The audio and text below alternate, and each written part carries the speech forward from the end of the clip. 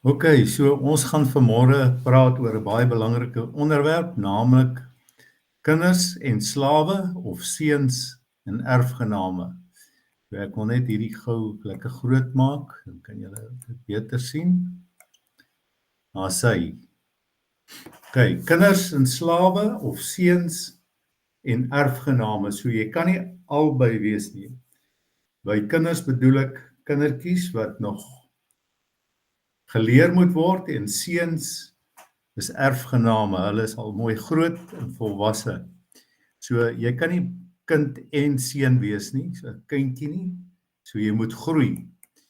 So kindertjies sê die woord in Galasiërs 4. So hierdie gedeelte kom uit Galasiërs 4 vers 1 en ek deel maar dit wat die Here met my die pad waarmee hy my lei op die oomblik en waarmee hy met my besig is. So hy sê now I say that the heir, dis die erfgenaam, as long as he is a child, differeth nothing from a servant, though he be lord of all. En dan sê hy, but he is under tutors and governors until the time appointed of the father. So Paulus gebruik hier 'n beeld van kindertjies wat erfgename is en wat alles geërf het. Hy sê hulle is veronderstel om Lord of all te wees. Dit meen die eienaar te wees van alles wat nagelaat is vir hulle. Hulle nalatenskap. Maar nou weet ons dat as 'n mens minderjarig is en jou ouers gaan sterf albei, dat daar voogte oor jou aangestel word, want daai erfgenaamskap kan miljoene werd wees. Maar daar word voogte en mense oor jou aangestel wat daai geld beheer. So die lewe gaan net aan soos normaal. En dis wat Paulus hier sê, hy gebruik 'n beeld. Hy sê as jy nog 'n kind is, dan kan jy nie die verantwoordelikheid aanvaar of vat om daai groot erfgenaamskap te ontvang nie. Jy kan dit nie bestuur nie, want jy is nie verantwoordelik genoeg nie. En daarom is daar oor jou aangestel voogte, en daardie voogte is oor jou totdat daar 'n tyd kom wanneer jy as volwassene dit kan hanteer, wat vir jou nagelaat is. So hy verduidelik dit met die geestelike lewe ook so, dat ons, wanneer ons wedergebore word, dan is ons soos kindertjies. Ons is klein en 'n kind het reëls nodig. En dis hoekom die wet daar was, want Israel, toe hulle uit Egipte land uitgetrek het hulle 'n slawe mentaliteit gehad. En God moes hulle soos kindertjies hanteer en daarom het God die wet daar gestel. En die wet, jy mag dit nie doen nie. Want 'n kind moet grense hê, 'n kind moet geleer word, totdat hy of sy verantwoordelik genoeg is om self te besluit. En dis hoe die Vader ook met ons werk. Ons het tot bekering gekom, nou is ons kinders van die Here. Maar ons is nog steeds soos slawe, ons moet nog steeds hanteer word soos 'n kind, want ons het nog nie daai verantwoordelikheid nie. En Paulus verwys dikwels hierna en hy sê ook dat ons die melk van die woord moet drink sodat ons volwasse kan word en dat almal wat tot bekering gekom het nie volwasse is en nie die verantwoordelikheid van daai nalatenskap wat God vir ons gegee het kan aanvaar nie. Hy sê even so when we were children were in bondage under the elements of this world. Nou wat hy bedoel is dat 'n kind staan nog onder die wette van die natuurlike lewe, waar ons in hierdie 3 dimensies leef.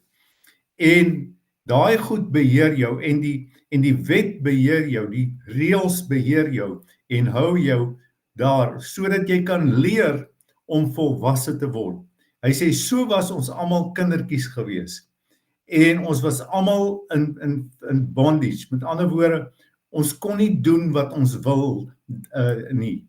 Hy sê maar hier is God se plan met ons. Hy sê but when the fullness of time has come, so daar het 'n tyd aangebreek toe God gesê het, nou gaan ek anders werk met my kinders.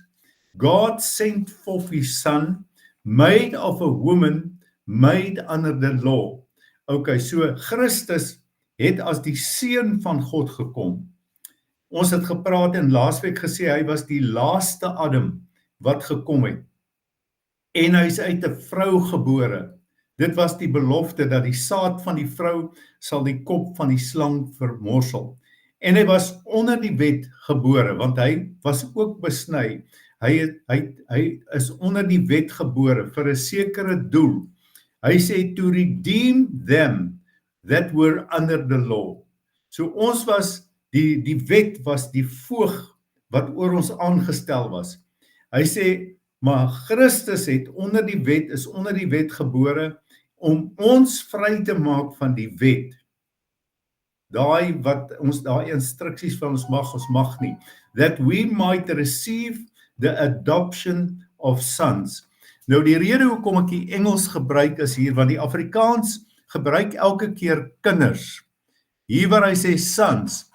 Nou ons is kinders van die Here, maar 'n kind kan in 'n sekere stadium wees. 'n Klein kindjie of 'n volwasse seun en dogter wat verantwoordelikheid kan aanvaar. En dis wat Paulus hier bedoel. Hy sê het ons vry kom maak van die wet sodat ons die aanneming as seuns kan ontvang. 'n Seun is iemand wat verantwoordelikheid kan vat. And because you are sons, God have sent forth the Spirit of his Son into your hearts, crying, Abba, Father. Nou hierdie is 'n baie belangrike vers. Hy sê, God hanteer ons so seuns. Daar's 'n tyd wanneer God sy gees in ons harte uitstort, sodat ons kan sê, Abba, Vader. Nou wat beteken Abba, Vader? Abba, Vader beteken my pa, my Vader. So die doel van God se plan is, dat Christus, die gees van Christus so in ons harte sal word, dat ons kan sê, my Vader, ek is u seun, en u is my Vader. Dis 'n wonderlike plek om te kom. Hy sê, dan is ons nie meer diensknegte nie, maar 'n seun. En as ons seuns en dogters is ons erfgename van God, deur Christus Jesus. Sien, dis God se plan, dat ons erfgenaamskap sal ontvang. Met ander woorde, alles wat aan God behoort, dat ons dit sal in besit neem, en dat dit deel van ons lewe word, net soos wat Christus op hierdie aarde was, so moet ons word. Dis die pad waarna toe ons moet groei, om te wees net soos wat Jesus op hierdie aarde was. Hy is ons voorbeeld. Hy is die tweede Adam, uit wie ons gebore is. So ons moet die eerste Adam groet, en ons moet in die plek daarvan na hierdie tweede Adam toe kom. Nou, daar's 'n proses. God het 'n proses wat hy met elkeen van ons werk, en ons is almal iewers op 'n plek, of ons is nog klein kindertjies, of ons het al bietjie gegroei en verantwoordelikheid kan neem, geestelike verantwoordelikheid, of ons is seuns, waar ons die volle erfgenaamskap, dis die plan van God, dis sy doel met ons lewe, dat ons by 'n plek sal kom, waar ons die volheid van sy krag in ons lewe het, soos wat Christus op die aarde geweet het, en die Vader verheerlik het, so sal ons dan ook die Vader verheerlik. Nou toe ek 'n tiener was, so in staat 7, het my ouers my ma my in die koshuis gesit, hulle het geskei, toe sit hulle my in die koshuis, en daar was 'n oom van my ma se suster se man, wat in die Vrystaat 'n groot boer was, en hulle het hulle ontferm oor my. Hulle verhaal was dat hulle het 'n tienerseun gehad, wat kanker gekry het, bloedkanker, en toe het hy gesterf op 12 jaar oud. En dit was 'n groot leemte, dit was hulle enigste kind gewees. En toe het hulle my soort van aangeneem. En ek het elke vakansie, dan betaal hy vir my die treinkaartjie, klim ek op die trein, ry ek van Vereniging af, daarna, ek dink dit was Bethlehem, en dan kom haal hy my daar op die stasie. En dan gaan ek plaas toe, en daai was vir my wonderlik geweest, die plaaslewe, daai vryheid wat ek op die plaas gehad het, en alles wat ek daar kon beleef, die natuur, en so aan, en hy het my groot gemaak, hy het my na sy hand groot gemaak, want hy het 'n plan gehad met my. So hy het my toegelaat om, eers het hy my leer perdry, en ek moes perdry, en dis deel van groot word, en ek het omtrent 2 of 3 keer van die perd afgeval, maar hy het gesê ek moet leer om perd bloots te ry, sonder 'n saal. En uiteindelik was ek 'n baie goeie perderyter. Ek het nie meer afgeval nie, maar ek het geleer om bo te bly. En dit, ja, ek sal vandag nog verkies om blootsperd te ry, maar ek weet nie meer op hierdie ouderdom of ek dit sal reg kry nie. Maar in elk geval, dit was wonderlik geweest. So hy het 'n plan met my gehad. Hy het ook toegelaat dat ek met die trekker in die land ry. En eers was dit moeilik, maar hulle het my gewys hoe ry ek die trekker en al hierdie goed. En daar het ek 'n skill ontvang om reguit te kan bestuur in die land, want as jy uit die spoor uitgaan, dan as jy nou skoffel, dan skoffel jy al die mielies uit. So daar het ek geleer, en ek het foute gemaak, maar ek het geleer om verantwoordelikheid te aanvaar. En later was dit my so lekker, ek wou elke vakansie net heeldag op die trekker wees, in die lande, en sovoorts. En so het hulle my geleer van mielies oes. En baie keer dan ry ons uit na sy ander plase toe, dan wys hy vir my, hoe tel 'n mens skape? Hy het so met 4 vingers getel. As die skape so verbykom, is dit 4, 8, 12, 16, dan so het hy my leer tel, skape tel, en beeste. En ek moes leer om te melk. So hy het 'n groot melkery gehad, en hulle het nog met die hand gemelk, daar was nog nie melkmasjiene nie. En ek moes leer om onder daai koei te sit en te melk. En my handspier het sterk geword. So hy het toegelaat dat al hierdie skills, dat ek het ontwikkel, want hy het met my 'n plan gehad. En toe ek later na matriekse kant toe kom, toe het hy my geleer om my kans gegee om met sy Ford F100 daar in die veld te ry. Vir die eerste keer wat ek gery het, het ek bo 'n groot rots gery. Maar hy het dit maar verdraai, hy was bietjie kwaad geweest, maar hy het dit verdra. Hy het my toegelaat om op die grondpad te ry, dit was net grondpad. En so het ek 'n skill ontwikkel om op 'n grondpad te bestuur, want hy het 'n plan gehad. En later het hy my begin uitvat na al die plase toe, en hy het vir my die plase begin wys. Hy het vir my die skaap geleer, hoe spuit jy die skape, wat doen jy, watter tyd van die jaar, hoe word die skape geskeer, hoe word die koring gesaai, hoe vind dit plaas, wat se kunsmis, al hierdie goed, hoe bou hy damme. Hy het my al hierdie goed geleer, want hy het 'n plan gehad. Hy het gedink dat ek vir hom sou kom boer, dat ek sy plek sal vat, want hy het geen ander erfgenaam gehad nie. Maar toe neem hy 'n ander seentjie van sy broer en 'n dogtertjie aan ook, en hulle was toe nou ook deel van daardie plan gewees. Maar uiteindelik het die Here my geroep, en ek kon nie daai erfgenaamskap in besit neem nie, en ek moes 'n keuse maak of ek saam met die Here wil gaan in sy werk, in sy roeping oor my lewe, en of ek op die plaas wou gaan boer, en ek het gekies om die Here te volg met my hele hart. Maar ek vertel dit vir u, want hierdie is 'n illustrasie van hoe God met ons werk. Hy leer ons, hy vat ons deur dinge, partykeer kom daar beproewinge, maar daar is goed wat ons leer geloof, ons leer om op hom te vertrou, ons leef en ons deurleef al hierdie omstandighede, en baie keer verstaan ons nie, want ons sê, Here, ek is 'n kind van u, en waarom gebeur hierdie dinge met my? God laat toe dat ons beproef word, sodat ons sterk kan word in ons geloof. En nou wil ek vanmôre sê, ons moenie meer in die Ou Testament leef nie, want die Ou Testament was skadubeelde van dit wat in die Nuwe Testament die werklikheid sou word.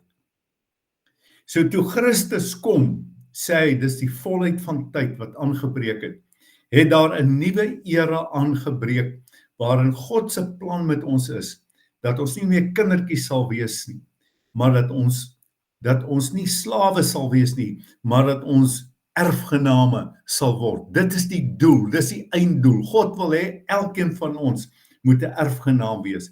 Hy sê, when you knew not God, ye did service unto them which are by nature know God. Sy sê ons was onder die beginsels van hierdie wêreld. But now after ye have known God, or rather are known by God, how turn ye again to the weak and beggarly elements, where unto ye desire again to be in bondage. Hy sê, waarom gaan ons terug na die swak en die eerste elemente? Hoekom val ons altyd weer terug na daai kind waar God vir ons alles moet doen? Ons is erfgename. Ons is nie meer in bondage nie. Ons moet begeer om uit daai slawerny te kom, want hy sê, as jy soos 'n kind is jy soos 'n slaaf, jy staan onder beginsels. Jy kan nie 'n erfgenaam en 'n kind gelyktydig wees nie. Hy sê, want jy neem waar dae, maande en times en years, feeste en goed. So wat gebeur het is, hier in Galasiërs is daar valse apostels gekom het, wat weer die wet wou terugbring, en weer die gemeente van Galasiërs onder die wet wou bring, en gesê het, julle moet julle besny, en julle moet die wet, julle moet julle hande was, en julle moet dit doen, en dit doen, en dit doen. En nou sê Paulus, hoekom gaan julle terug na daai eerste beginsels toe, terwyl God julle vrygemaak het van werke, dat jy moet werk om God te plesier. Dis nie wat 'n seun maak nie. 'n Seun is by 'n plek waar hy verantwoordelikheid aanvaar, waar hy klaar is met daai kind deel. Want God kan jou nie aanstel as 'n erfgenaam as jy nie 'n seun is nie. Verstaan nie? Want as jy nog kind is, soos 'n kind optree, kinderagtig optree, dan kan God jou nie vertrou met die erfgenaamskap nie. En hy wil graag dat ons soos Jesus in die volheid van sy krag sal lewe en werk. Dis hoekom Christus binne in ons kom woon het, sodat ons nie hoef meer. Jy sien dat baie mense leef nog onder die wet. Sabbat en elke dag is 'n Sabbat. Christus is ons rus waarin ons moet ingaan.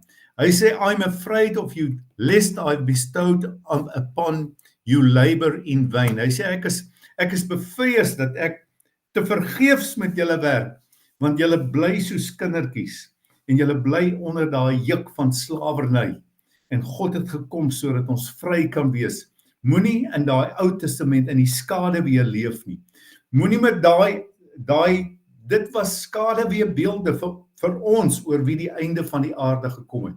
Ons leef in die werklikheid van God se koninkryk.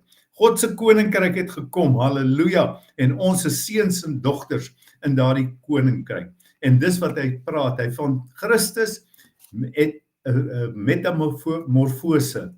Metamorfose is 'n woord wat beteken, dis soos die stadiums waardeur 'n wurm gaan. 'n Wurm is 'n wurm. En hy is net 'n wurm, en hy moet eet, en hy word groot en oud, en dan as hy oud word hy 'n papie, hy gaan na 'n volgende stadium toe. En dan uit daai papie kom daar 'n lieflike vlinder, en daai vlinder is die volwassenheid. Nou dis die proses van metamorfose, en dit is waardeur ons almal gaan. God loop met elkeen van ons 'n pad, maar ons is op hierdie pad van metamorfose. Ons is besig om te verander van 'n wurm na 'n mot. Hy sê, but it is good to be zealously affected, always in a good thing, and not only when I'm present with you. Hy sê, ek stuur vir julle hierdie brief, ek is zealous, ek is jaloers op julle, en ek kom na julle toe, sodat julle kan weet, julle moet metamorfose. Hy sê, my kindertjies, nou praat hy met hulle weer as kindertjies, dis waar hulle was. My kindertjies, ek is in barensnood. Met ander woorde, soos 'n vrou wat weer geboorte moet gee. Hy sê, totdat Christus in julle gevorm word. En daai vorm gebruik hy die woord morfeo, wat beteken metamorfose. So hy sê, wat moet ons moet gebeur? Ons moet nie kindertjies bly nie, maar Christus moet binne in ons begin leef, deur ons begin leef. Hy moet in besit van ons lewe kom, sodat ons volwasse kan word in die geestelike lewe. En soos Christus, soos die tweede Adam, die laaste Adam op hierdie aarde kan leef. Dis die plan van God, sodat ons erfgename kan word van alles wat God het. Halleluja. Hy sê, I desire to be present with you now and to change my voice, for I stand in doubt of you. So hy sê, ek twyfel bietjie, maar ek gaan na julle toe kom, want ek wil sien dat hierdie proses van Christus in my, die krag van heerlikheid of die hoop van heerlikheid, dat dit moet gebeur. Dis 'n vers wat hy in 'n ander plek sê, Christus in julle, die hoop van alle heerlikheid. Ek dink is in Filippense. Okay. So dan praat hy van 'n allegorie. Allegorie is 'n storieetjie wat Paulus gebruik om vir ons te verduidelik. En hierdie van die kind en die slaaf en die volwassene is ook 'n allegorie. Dis 'n storie soos wat Christus gelykenis gebruik het om ons te laat verstaan wat dit is. Hy sê, tell me that ye that desire to be under the law, do ye not hear the law? Nou gaan hy na 'n ander storie toe. Hy sê, Abraham het 2 seuns gehad. Een was by die slavin en die ander by Sara, sy eie vrou, met wie hy getroud was. Hy sê, but he was of the bondwoman, die een wat uit die slawe, dit was Ismael, was born after the flesh. But he of the free woman was by promise. So Isak het deur die belofte gekom wat God aan Abraham gemaak het, deur geloof. Nou sien, hier sê weer 2 goed wat hy teenoor mekaar stel. Jy kan nie 'n slaaf en 'n seun wees op dieselfde tyd nie. Ons is nie slawe meer nie, ons is seuns. En God het 'n plan om sy volheid deur ons lewe te leef en ons te gebruik op 'n wonderlike manier. Hy sê, which things are an allegory, for these are the 2 covenants. Hy sê, daar's 2 verbonde. The one from the Mount Sinai. Dit was die eerste verbond, toe God die wet gegee het. Hy het dit gegee. Hy sê, en dis soos die bondage. Hy sê, dis soos daai vrou, daai slawe vrou, uit wie Ismael gebore is. God moes hulle hanteer soos kindertjies. En hy moes vir hulle die wet gee. For this Agar is Mount Sinai in Arabia, and answereth to Jerusalem, which is now and is in bondage with her children. Hy sê Sinai bring slawerny, maar nou, teenoorgesteld van Sinai is Jerusalem. Jerusalem is die stad van God. Dis die Nuwe Testament. En hy sê, kyk wat sê hy, but Jerusalem which is above is free, which is the mother of us all. So jy kan nie 'n slaaf en 'n vry mens wees op dieselfde tyd nie. Die Ou Testament met die wet en al die gebooie en alles, dit was goed vir 'n tyd gewees, maar dit het in vervulling gegaan in Christus Jesus. En nou is ons soos kinders wat uit Sara gebore is, die kinders van die belofte, die kinders wat erfgename kan word, die seuns en dogters van die lewende God. So ons moet kies, Sinai of Jerusalem. Hy sê, hier is die belofte vir Jerusalem. Dit was 'n vrou wat geen kinders kon hê nie. Hy sê, maar sy gaan uitbreek en sy gaan so baie kinders hê, want God is haar husband. En dan sê hy, now we brethren, as Isaac was, are the children of the promise. Ons is vanmôre kinders van die belofte wat God gemaak het in Christus Jesus. Waarlik vrygekoop, maar ons moet opgroei na volwassenheid, totdat Christus in sy volheid ons hele lewe besit, en deur ons lewe en die Vader word daardeur verheerlik. Ek sien altyd daai prentjie van Jesus het gesê, julle is soos 'n stad op 'n berg. As As jy in die aand ry en daar is donker en daar's 'n stad wat op 'n berg lê, dan sien jy dit kilometers ver. En dit is waarna God se plan en sy doel met ons is, dat die wêreld na ons kan kyk en die goedheid van God sien, soos in Christus. En hulle verwonder oor die goedheid van God en dat ons erfgename is van die lewende God en dat God ons daarmee kan vertrou. Hy sê, but as then he that was born after the flesh persecuted him that was born after the spirit, even so it is now. Nou ons weet mos, Esau of Ismael, dit was die slawe seun van Abraham. Ismael het vir Isak vervolg en dis vandag nog so dat Ismael vervolg die Jode. Dis presies wat gebeur het. Daar's nou vyandskap en sê so is ons vlees. Ons vlees is nog steeds besig. Hy wil nog steeds in beheer wees. Maar as ons vlees in beheer is, dan is ons nog kindertjies. Dan leef ons nie die ware volheid van God, van Christus, van die Christus lewe nie. So nou word ek deur my vlees gedikteer. My vlees is in vyandskap met hierdie geestelike volwassenheid. En hierdie twee staan teenoor mekaar. En volgende week gaan ek vir u wys hoe 'n mens in die gees kan lewe en deur die gees wandel. Dis wat die woord sê in Galasiërs 5. Die gees en die vlees staan teenoor mekaar en jy kan nie doen nie. Dis soos die Ou Testament, daai slawe seun wat hierdie vrye seun vervolg. En jy veg, jy het daai geveg in jou van jy wil goed doen. Jy wil die volheid van die Here besit. Jy wil 'n erfgenaam wees, maar jy sukkel nog met daai vleeslikheid wat jou vervolg. Hy sê nevertheless, what saith the scripture?